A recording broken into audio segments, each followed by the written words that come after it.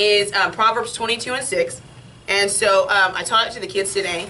And so I've used it in conjunction with another verse. And so I taught them how to make tassels. And so we talked about, the idea of what peculiar means. And so I already taught the lesson to the children. So Proverbs 22:6 says, train up a child in the way he should go. And obviously they. And when he is old, he will not depart from it. Okay?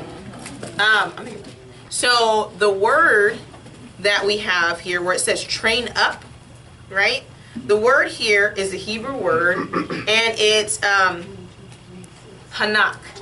Hanak. So it's going to be, and I'll spell it for you in English too. So het, noon, and a kaf sofit.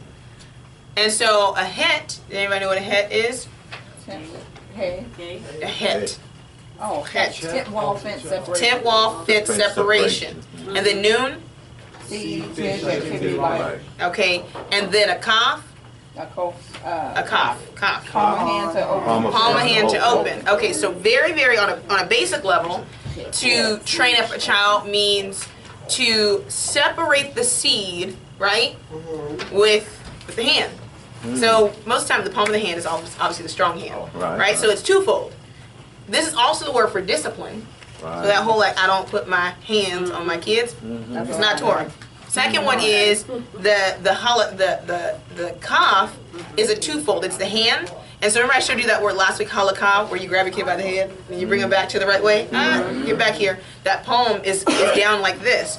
But the reason why you use the kaf is because if you flip it over, is how you receive blessings.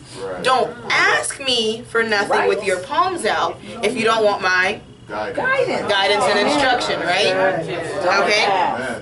So the word literally means training and habituating.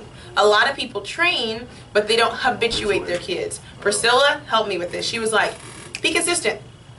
That's what you're doing. Every time they do something, match it. Okay? Same thing. And Yah's very much like that with us. Same crime, same punishment.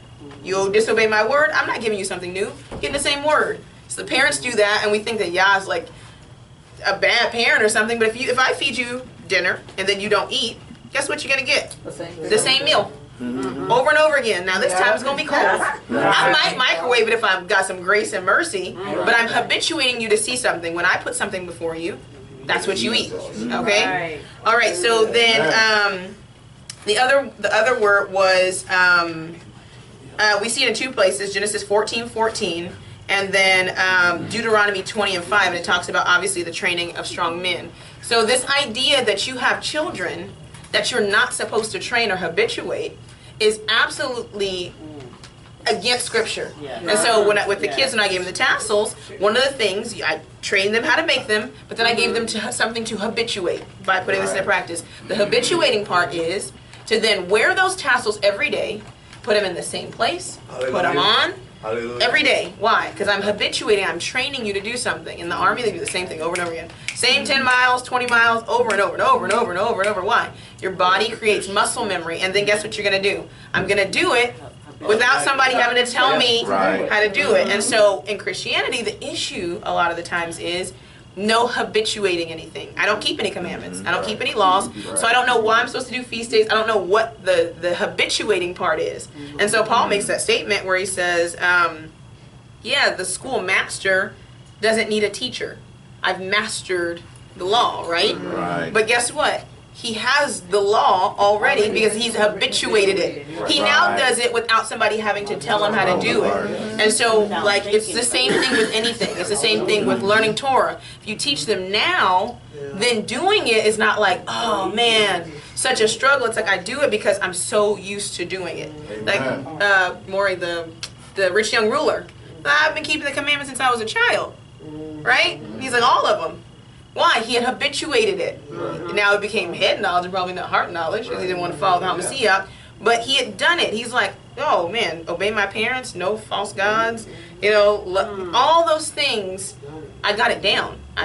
It's set in me to habituate. So when you're training your child, habituate them. I know it's hard because we don't like rote and repetition, but consistency and repetition is how children learn. Right.